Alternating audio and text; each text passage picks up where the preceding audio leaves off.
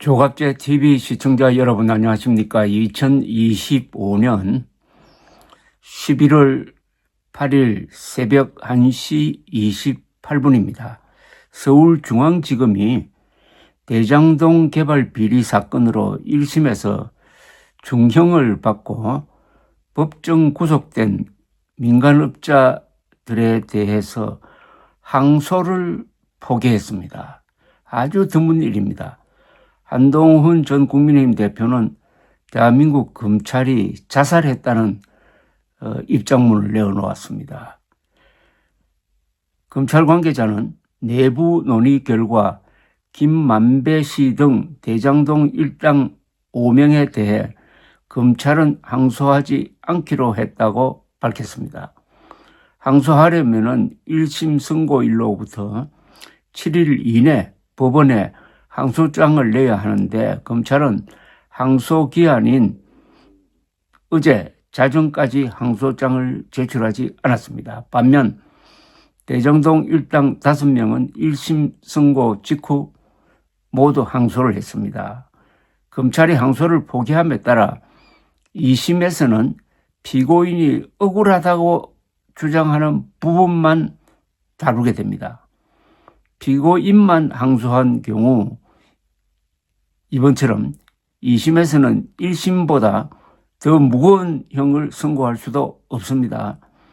2심 재판이 피고인들에게만 유리하게 흘러갈 수 있다는 이야기입니다. 서울중앙지법 형사 22부는 지난달 31일 대장동 개발 사업을 주도한 화천대유 대주주 김만배 씨와 유동규 전 성남도시개발공사 본부장에게 징역 8년씩을 선고를 했습니다. 남욱 변호사에게는 징역 4년, 그리고 정영학 회계사에게는 징역 5년을 선고를 했습니다. 그리고 정민용 변호사에게는 징역 6년을 선고했습니다. 그리고 이들은 모두 법정 구속되었습니다. 앞서 검찰은 이들에게 더 무거운 형을 구형했었습니다. 검찰은 지난 6월 결심 공판에서 김만배 씨에게는 징역 12년에 추징금 6,112억 원을 구형을 했고 정영학 변호사에게는 징역 10년, 남욱 변호사와 유동규 전 본부장에게는 징역 7년, 정민용 변호사에게는 징역 5년을 각각 구형한 바가 있습니다. 법조계에서는 검찰이 구형보다 훨씬 가벼운 형이 선고됐는데도 항소를 포기한 것은 비상식적이라면서 검찰이 항소를 포기한 배경에 정치적인 고려나 외부의 영향력이 작용한 것 아니냐는 비판이 나오고 있다고 조선일보가 보도했습니다. 특히 1심에서 일부 무죄가 선고된 부분도 2심에서 다툴 수 없게 되었습니다. 검찰 내부에서는 항소 여부를 두고 막판까지 의견 충돌이 있었다고 합니다.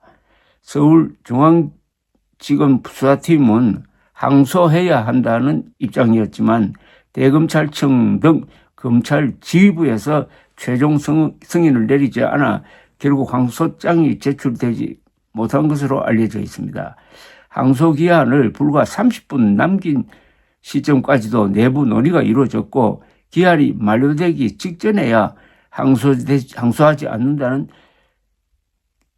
결론이 내려졌다고 합니다. 한동훈 전 국민의힘 대표는 항소 기한이 끝나는 7일 자정을 1시간쯤 앞두고 자신의 페이스북에 대장동 사건은 무죄 부분도 있고 구형보다 훨씬 적은 형량이 선고되었으므로 검찰이 당연히 항소해야 하는데도 항소하지 않고 있다면서 이런 황당한 행동을 하는 이유는 누구나 짐작할 수 있듯이 권력 눈치 보기나 권력 오더 받는 것이라고 비판을 했습니다.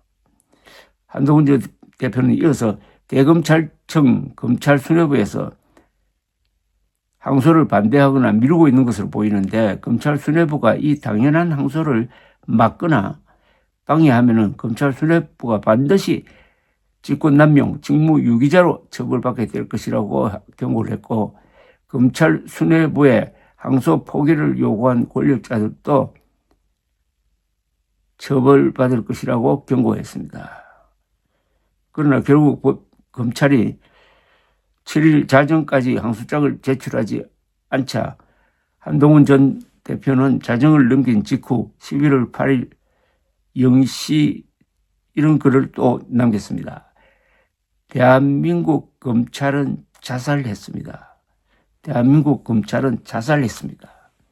감사합니다.